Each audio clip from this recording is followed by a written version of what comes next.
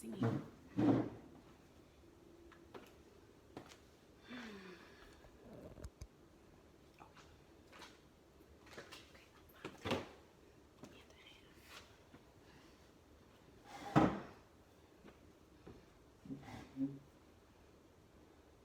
Hey guys, it's Ebony with Tiny Texas Garden, and tonight's task is planting stevia.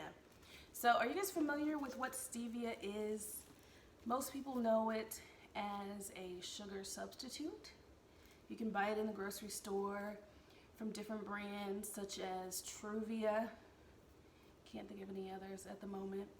But it comes from a plant, just like sugar comes from a plant, and they process it, turn it into either stevia extract, which is a liquid that's made from the properties, the juice from the leaves, or you can buy it in white granular form, just like you buy sugar, and they add it to different alcohol, basically, and powder it so that you can spread it just like sugar.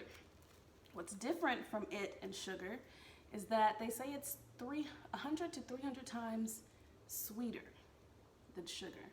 So to eat it fresh, like from a plant, you would only need a very small piece of a leaf to sweeten, say, a glass of sweet tea.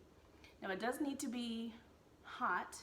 They say that you can't steep it cool. It needs to be warm in order to release that sweet flavor.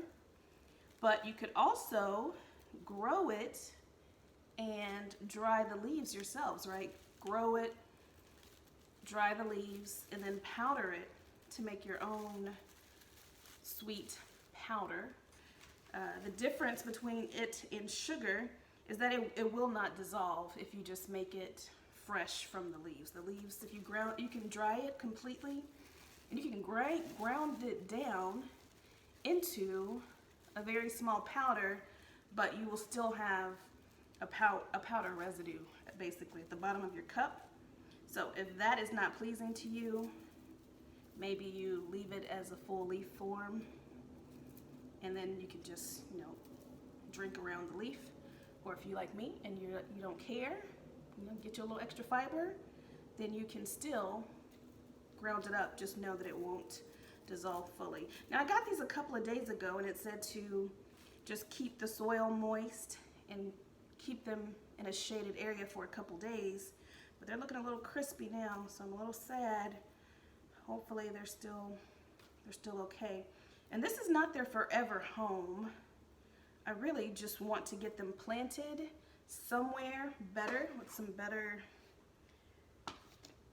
better nutrients and ability to survive long enough for me to get them into some better pots. And what I'm doing here is I'm just moistening the soil. I'm just watering it. I already had this one sitting in this water so that it could get moist. I didn't really realize that there were going to be, how many is that? 4 separate plants. So I think I'll split them 2 and 2 until I can get them into a more forever home. So I am just going to put these 2 to a pot for now. I've never actually tried stevia leaf fresh. I know sometimes the actual sugar substitute can be a little bitter, which can put some people off. And so maybe, just maybe, fresh, it'll be a little better. They're looking a little sad, but hopefully they'll perk back up once they get some new nutrients and moisture. I got these at the same time that I got the red Texas Star Hibiscus, the red Texas Star Hibiscus plants. And they both said to leave them for a couple of days. So hopefully I won't regret that. And I think I'm gonna go ahead and top water this one too, because this soil is not moist, and I wanna make sure that these guys a good hit of moisture so they can survive. So we'll hit them with the 1-2 punch. We'll top water this and water it from the bottom. This was a failed piece of ginger that did not do what, look, it's flat. Can y'all see that? It's like squishy and flat. It is like the insides have disintegrated. I guess I'll stick this in the compost